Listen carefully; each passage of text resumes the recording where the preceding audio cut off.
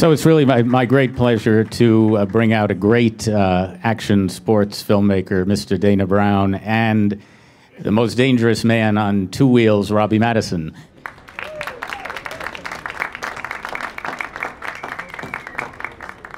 Thank you.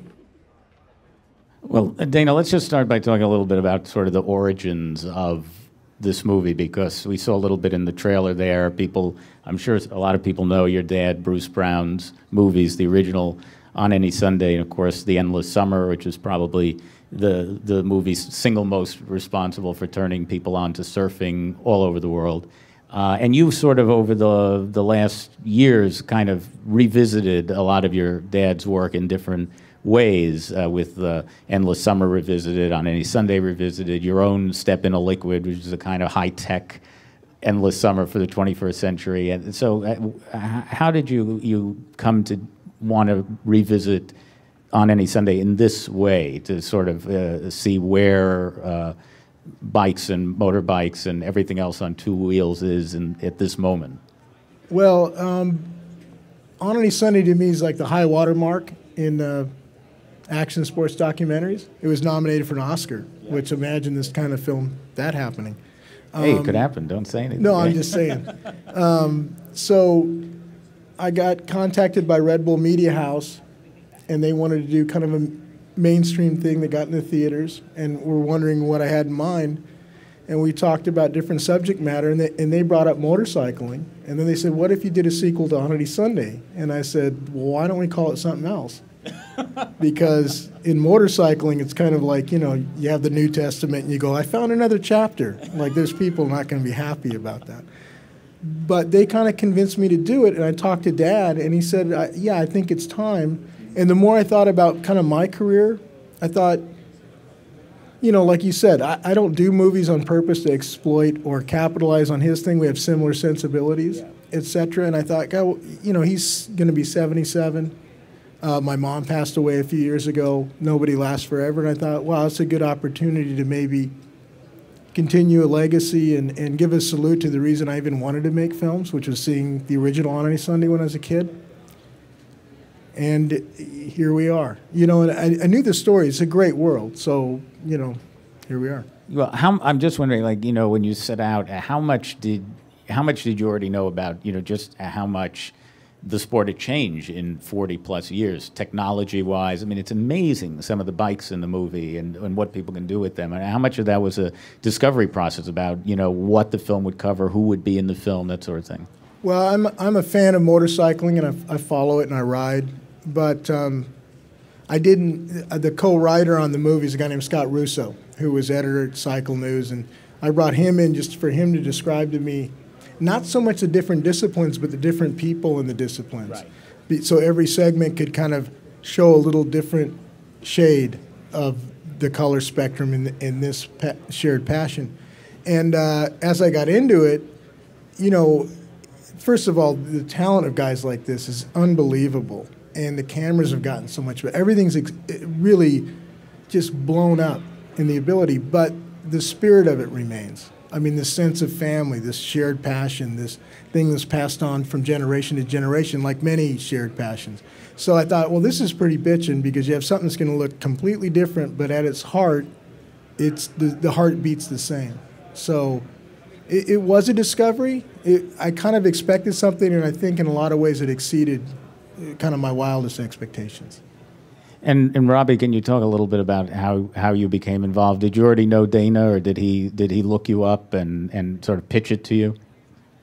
Well, it just kind of it happened authentically, and I think that was what the beauty of it was, because nothing was forced. And you know, it's one thing that I'm about with my jumps is like I'm happy to put my life on the line, but it's got to mean something, and it's got to have like I have to be connected to it, not only, you know, my heart, soul, my whole being. It's you know, my life on the line. So I was actually already working on a project with Skull Candy, and when Rebel Media House came to us and said we're doing another On Any Sunday film, I was like, yeah, and we want you to be involved. I was like, yeah, let's do this. So I knew of Dana. I'm a fan of his father's work, and the original On Any Sunday is obviously a cult classic in motorcycling, and it makes you want to go ride your motorcycle. It doesn't matter how you ride a motorcycle, whether you just ride around on your little brother's pit bike, it makes you want to do that. It's like no matter how you ride bikes, I feel it doesn't matter what level you're at, it's always fun because it takes you out of the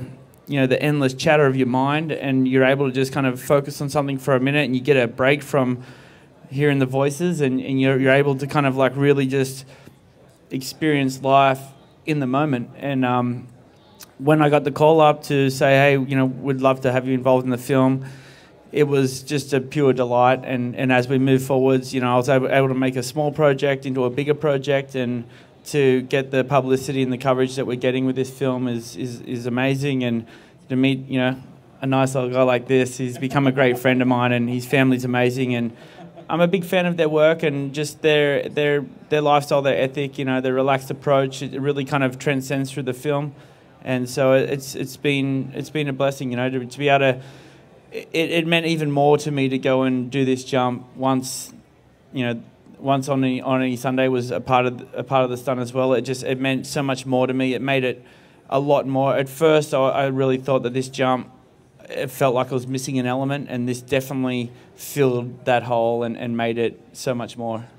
Well, we have a clip of you from the movie, so let's take a look at that, and then we'll talk a little bit more. I actually thought it could be interesting maybe for both of you, actually. I mean, you, Robbie, talk about it a little bit in the movie, but for people who haven't seen it, just sort of what your entry point was into motorcycle culture, motorcycle riding, and motorcycle racing. I mean, I think we sort of all start out on a bike with training wheels, and we lose the training wheels, and for some of us, that's about where it stops, and others, it becomes something much bigger. Yeah, for me, I've always felt some sort of energy about me to prove myself. And I had a bigger sister that used to beat me up when I was a kid, so I think that might have had something to do with it. But, I was born to young parents, had me when I was really young, and I was kind of just left to my own devices. I used to, walk the bushlands when I was, 4 or 5 years old and just, go hunting by myself and catch lizards. And, I mean, I was, left to my own devices. And not that it was a great thing, really kind of. It definitely set me in a direction that gained momentum pretty quickly. And I remember when I was a really little kid, I went to get my first motorbike, and I was just a little guy, and the guy at the bike shop said to my dad, I don't know if he's, big enough and tough enough to ride a motorcycle. And he turned around and I was eating a lemon, and he's like, okay, he's eating a raw lemon. Yeah, he probably could do this. And so it's just been one thing after another. I've had a lot of injuries, but there's just been that inside of me. There's been that little kid with a dream who wants to jump mountains and do crazy things on a bike. And I let it go to rest when I was 16. I had a viral meningitis, a viral encephalitis, was on a deathbed. And when I came out of that, something inside of me just said, you've got one opportunity to follow your dream. And I went and watched a motorcycle event in a local in Sydney. And there was some of my friends were in the show. And I was like, man, I got to get out there and try it because I know I'm better than these guys. And it really started off as a competition thing, but once I got past that, it's really become something it's part of my being. And that's why I say I do these for authentic reasons, because it's life and death. Like jumping off a 10-story building, it can go horribly wrong. And in the film, I jumped a length of a football field and dropped 20 stories. And one breath of wind or an oversight in a certain direction could take you down. And it's been. Motorcycles has consumed my life, and I mean, it started from the first injuries. Now it's a file at the hospital as big as my arm, and they definitely know me. and for me, like Robbie was talked about, in the original On Any Sunday, there was no real Evel Knievel was not profiled, etc. Somebody said, what about the stunt guys and the freestyle guys? And I went, that's good, but this is really about heart and soul and spirit. And then I met Robbie, and we talked before I decided to do it. And he's such a sweet guy, but he's kind of obviously a little bit bananas. and I was talking, and it's like, I've ridden forever, but I don't understand what motivates you to go, oh, there's a building, this would be fun. We'll figure out if I can drop off of it, Why on earth would you do that? And I asked him, I said, is this something you acquired? Because he has these long answers, and he goes, well, when I was 3, I was on a big wheel. He goes, and he pauses, he goes, oh, this was the first time I fractured my skull. The first time he fractured, it was at 3 years old. He just drove the big wheel off there's a gene that's so unique. So he's got all this spirit and soul, yet he wants to do this stuff that the rest of us just go like, you couldn't pay me enough money to try that. I don't care how many accolades you have, how much people slap you on the back. And I love that. And we've become really good friends.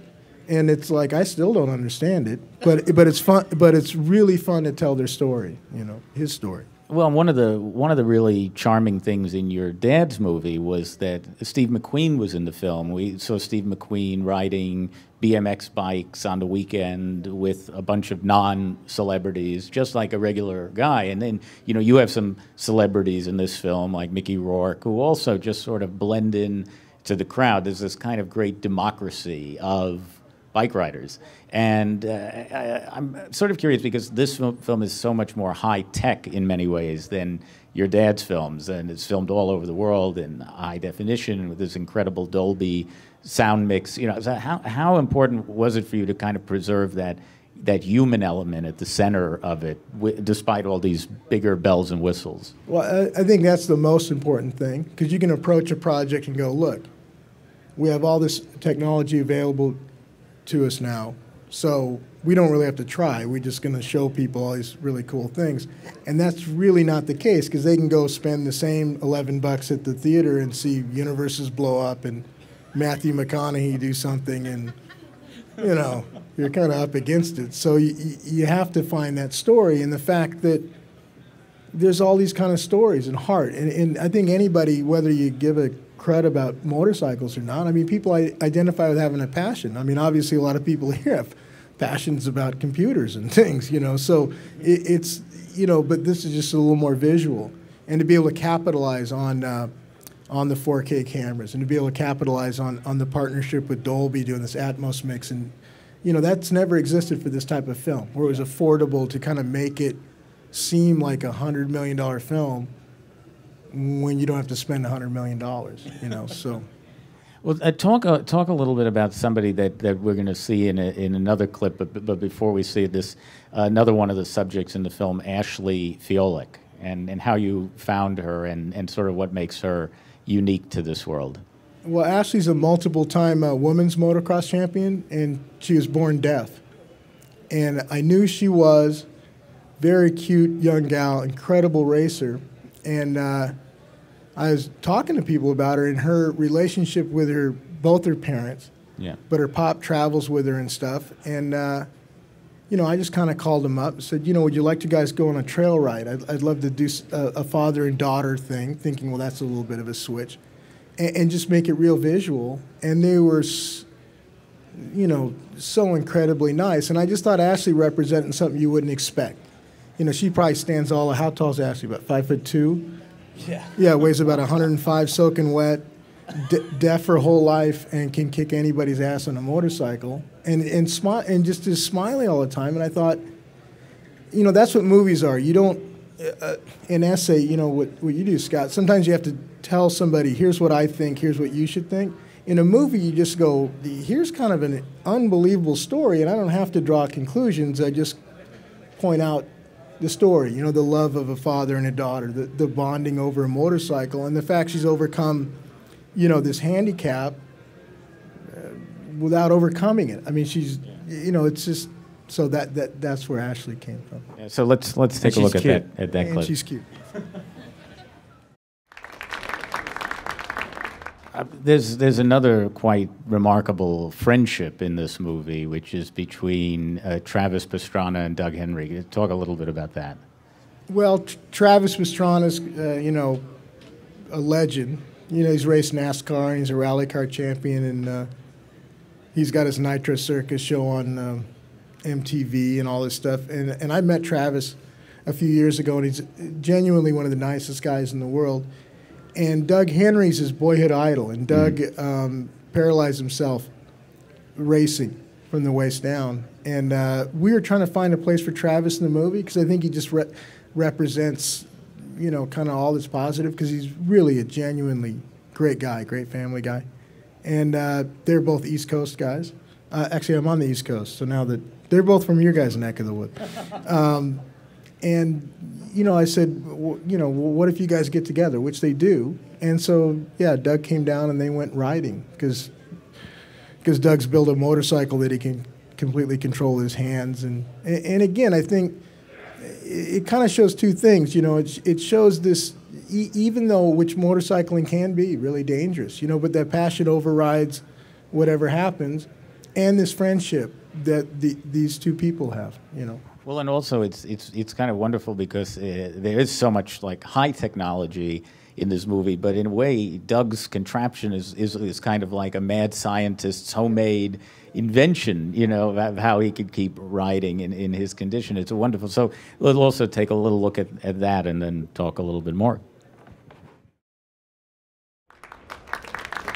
Did you go in the foam pit? No. So here's a good one. I'm at Red Bull Media House talking, and we're about to go to Travis's house in Maryland. And all these Red Bull executives, no offense, because some of my favorite people are from Red Bull, are going, don't let Travis get you in the foam pit because this guy broke his ankle, this guy got cut, all this stuff. So Travis is going to try to talk you into going in the foam pit. Don't go in the foam pit. So we get there and we're shooting, and I jokingly say to Travis, I said, I'm not going in the foam pit. And he goes, I'd never ask you to go in the foam pit. And I went, well, all these other guys got injured and stuff. And he goes, yeah, those guys, I don't like those guys. So I guess they came and like, hey, hanging out with Travis. Travis goes, hey, dude, I got a good idea. Let's go in the foam pit, like to try to weed the people out, I guess, a little bit. But so I felt kind of in there because Travis didn't make me go in the foam pit. Now, this is a question, and maybe Robbie can comment on this too, but you narrate your own films. We heard that a little bit there. Your dad did that. He used to do live narration to films back in the day.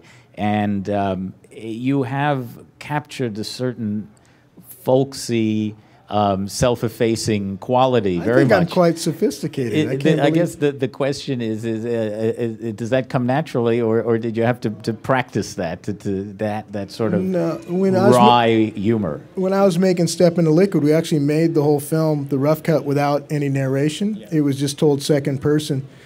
And, we ran a couple tests, and it was difficult to go from one section to the other. We thought some of the audience was missing some of the points, and somebody goes, well, you have to narrate it. And that was the last thing I wanted to do, because I thought, geez, Dad set the bar so high, and then I did it for Step, and the first time in the sound booth, I did the first, like, my name's Dana Brown and I'm a surfer, and they play it back, and I sounded so much like my freaking dad, which you don't know how you sound. And I was like, oh, this is going to be great, No, it's just natural. I just do my movies kind of, it's not something I'd love to do it in another way, is what I'm trying to tell you. Although I did do Toyota ads. I was the voice. There's money in this if you got a voice. But I'm not a professional narrator. It's just kind of their personal stories, and it kind of makes sense. It also establishes a point of view for the story, that I'm not the omniscient narrator going, this is exactly how everything is. I'm not Morgan Freeman. I'm just this, well, I kind of am Morgan Freeman, every other Friday. But, I'm just this guy. I'm just telling you a Shaggy Dog story that maybe you sit down and watch. I'm not trying to be the expert of experts, So it kind of serves a purpose to give the movie a point of view as well. Robbie, we saw you hobble out here a little bit, so I assume there's not another jump in your immediate future, but what are you dreaming of these days? I hobbled out here because Dana attacked me this morning. And no, I had surgery on Friday, but I'm working on a couple of projects. I have one project close to heart. I've been working on it for 2 years, but it involves motorcycle, it involves water. But I'm just trying to keep it under my hat for now. I haven't really... We've had some huge success. We haven't recorded anything with Guinness Book yet because we're just trying to really find out exactly what it can do. But I have some big dreams for it, and hopefully you guys will see it soon. And Dana, have you given thought as to, since you've kind of exhausted your dad's filmography now, what might be the next step for you? I'm just going to start making sequels of my own movie, 900 years later. I've thought about a couple things. I mean, on this kind of thing, we didn't really finish the mix till July, and then you got to go out and promote it. And but there's some things I'm considering. I'd like to do maybe some shorter format stuff before I do the next feature. Right. But it's kind of I'm going to survive this, and hopefully it goes good starting on Friday, and people want to hire me again. That's kind of where I'm at. Well, I'm going to turn it over in a second to the audience for some questions, but we have one more clip from the movie to look at, which is a sequence involving a custom motorcycle designer called Roland Sands. So we'll take some questions for now for these guys, if there are some. Awesome. My question is for Robbie. I imagine there must be some fear involved in what you do, or at some point there must have been fear involved. Just from that clip of you going up to that arch and like coming back down, was there a moment of like terrifying fear, or have you moved past that? Is it more an energy that excites you? I mean, kind of what goes through your head when you do these huge things that you do? Well, I'd like to joke about it, but it's like, it is what it is. I honestly, I am fearful. When I did the jump on the Arc de Triomphe, I started going through the motions of it probably about a year before, and I jumped the football field successfully prior to that, and Red Bull said to me, hey, that went off so great, it was such a huge success for us, what's next? And straight away, like just normal thinking, I was like, oh, let's put a row of tanks in there, or let's make a soccer field. It's a bit longer. And I was like, no, that's what Evel Knievel did. I want my stuff to be like interesting and different. And I said, there's something that needs to come out, but I don't know the answer right now, so I'm not going to give one. And if the time passes and I don't give you an answer when you need it, well, then I just feel that everything happens for a reason. I just like to stay in the flow. So I kind of just said, well, I'll get back to you if I come up with it. And one day I was driving down the freeway and I was doing about 70 miles an hour, and I looked over it. There was a Holiday Inn off the 405 in California, and passing the Holiday Inn at 70 miles an hour, I was like, with the right ramp at this speed, I could just tell I would have jumped right over the building. And I was like, there's the idea. So I called the guys at Red Bull, and I'm like, I've got a great new idea. And honestly, that's how it went. But I had to commit to that jump. After we had some talks and we talked about how to practice it and all this and that, I committed to it. And when I started kind of envisioning like being in Las Vegas and going off this ramp, like I was going weak at the knees, like my heart was pounding, I was cold sweats, and I started listening to everyone else's opinion, and no one had anything positive to say. Like no one around me thought I was in my right mind. And even my trainer was like, man, I think you bit off more than you can chew, because I don't, and he's a professional guy, someone I look up to, is a legendary racer. And so I kind of really started questioning myself, and it sent me on a bit of a journey of like finding out who I am and what I'm about, and it really made me commit to my heart and soul, and that's why I say I'm passionate about things, because I have to be to believe in it, and it's what I had to discover to be able to follow through with this. And literally, like when I went to the practice setup, they had a 10-story building made out of scaffolding in the desert, and I walked to the top of it. And that was literally like when I've heard the saying, you go weak at the knees, I literally went weak at the knees, dropped to my knees and threw up. And I was so fearful, I was in tears, I was shaking, and I didn't know if I wanted to go through with it. And I just felt like it was the biggest pressure in the world. And, I just kind of thought, well, I'm in a hole, I got to dig my way out of this, and I just feel that like everything happens for reasons, and I really truly believe in that. So I decided that I was going to do it because it was a childhood dream of mine to be able to get a platform like this and be able to show the world something that what I do and what I'm passionate about. And I decided that if I was to kill myself during the process, well, then that was just how it was meant to go. So I just fully committed to it, and I was so terrified and fearful, but I just took each day as it came. And I did some soul searching, and I ended up being able to just being able to be at peace with however it ended up, and it made me train my butt off, and I got really strong, and it was the best physical shape I've ever been in. And I kind of, on the night, I had this confidence about me that I knew I was going to make it, and there was nothing to really solidify that. I just felt it inside, and I think once you go to those depths and those extremes to commit to something, and it like brings out this nature in you. And I've spoken with the Marines and the Special Forces guys and done some work with those, and they're like, that's exactly what we need to get out of our guys for them to go into battle and go to these extreme places. So we kind of was able to kind of like understand a little bit more once I worked with those guys. And it's like I'm fearful, and when I do these jumps, it's exactly why it has to make sense, because I have to commit to it, and it's really becomes like a matter of life and death, and I'm cool with that. But yeah, at no means I'm not fearful, but there's a point where you can listen to the negativity or you listen to the positivity, and your mind always wants to throw at you the negative ways. And I feel no matter what venture you do in life, you know, even if it's going for a job opportunity or something that you really believe in,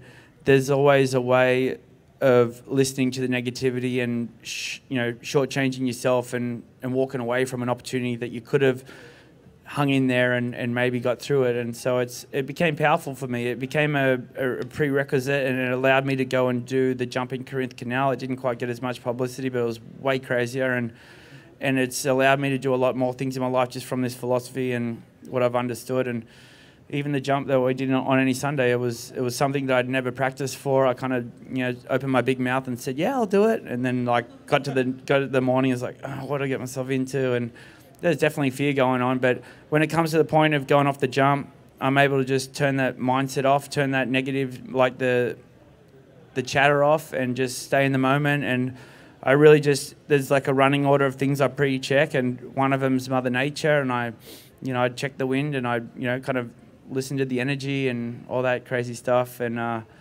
it's, you know, I have a way of figuring it out. But yeah, I mean, it's not like I'm fearful or some Superman. I just have a way of figuring it out, and I've stayed committed to something that has been a childhood dream of mine, and able to do some stupid things that probably should have got killed doing them.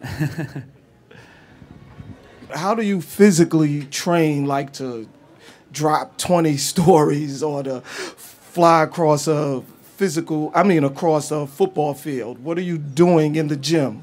Well, you know, I'm not doing anything crazy. I'm only training for the best case scenario. Like worst case scenario, if something mechanically goes wrong or I make like a huge error, well then there's no amount of training that can save you from that one. You're done, you know, and that's like the reality of it. So I just train to walk out of it in the best case scenario. And jumping a football field still has a lot of, you know, impact. And I've had back surgery. I've ruptured my lumbar spine and blown out a couple of discs. And, you know, so I've been through the battle scars and worked out like what I need to do to get through it. But to answer the question, like physically, I do a lot of core work. So I do pretty much at the end of my, like when I get to true fitness, I stand on the round Bosu balls, and I stand on them and do all my workouts standing on it. So it's like a lot of balance, it activates every single muscle. And, you know, I do a lot of fast twitching stuff. So like, you know, bouncing on trampolines with my eyes closed, juggling tennis balls and throwing them against the wall. So you just kind of get that awareness, like a kind of enhancing that seventh sense, you know, of like being able to see without seeing and being able to feel things and feel the energy, because, you know, there's energy around and you can feel it if you really like harness into it. And I've been able to form a relationship with like my soul, and, you know, it's got all the answers when you want to listen to it. And I have a really kind of crazy spiritual guy that I go and listen to, and, you know, there's rhyme and reasons to certain things, and, you know, it seems like a really distant at first, but the more you kind of, when it's your only lifeline, you're able to kind of figure it out. And it's been something I've grown a lot from, and, you know, it's something that I hope to come back to soon. And I mean, every time I go through a jump like this, I really have to kind of deep dive back into that pond. It's not something I do every day, but leading up to a big jump, it's like, it's my lifeline. I really need to focus on it. So it's, and as much as it is physically, there's a spiritual dimension to it as well. And I'd spend a lot of time trying to meditate, you know, so I'd try and take like an hour a day to just like turn the mind off and sit in silence. And it might sound wacky or weird, but it's hard to do, you know, and an hour is a long time with no thought, but it really kind of brings a whole stillness about you, and it enhances your senses, you know. You go from that to listen to the BS that people talk, and you can really like decipher what's good and what's bad. So it's it helps me like kind of stick to my path and stay on track. Is your passion driving motorcycles or doing stunts? My passion is living life, you know. It's motorcycles for me is a paintbrush, you know, and I feel like I'm an artist. But yeah, I love riding motorcycles. I love surfing. I love so many things, and it just happens that motorcycles are my avenue where I can earn money, and, you know, men's got to eat.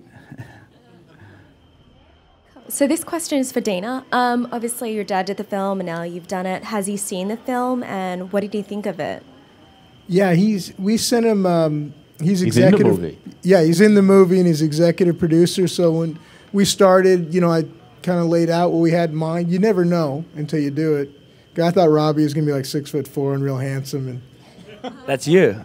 That's all you. yeah, that's me. You're right. No, so it becomes a journey. You find out Robbie's Robbie, so you want to show that story. So I showed him that, and we went and shot it, and we'd send him rough cuts. I shot we edited the film in Canada, and I'd send him rough cuts, but he didn't see the whole finished product till the international premiere at the San Sebastian Film Festival in Spain about a month ago. And he's stoked. Now he's like, he is the Hollywood premiere. He's going next week to Spain, to Santa Barbara to the local deal. He's like the biggest supporter of it. Which, you know, honestly, at the top of the list besides hoping the audience likes it. I mean, you want to make sure he's proud. So, yeah, as far as I know, he's on board. Robbie, Dana, I want to thank you so much. I want to encourage people to see Dana's other films, Step Into Liquid and the wonderful Dust to Glory about the Baja 100. And thanks. And on any Sundays in theaters Friday, right? Yeah. Go see it. Just you can buy a ticket. You don't even got to go see it. Thanks for everyone having the time to listen to us. Thank you. Thank you to Apple Soho.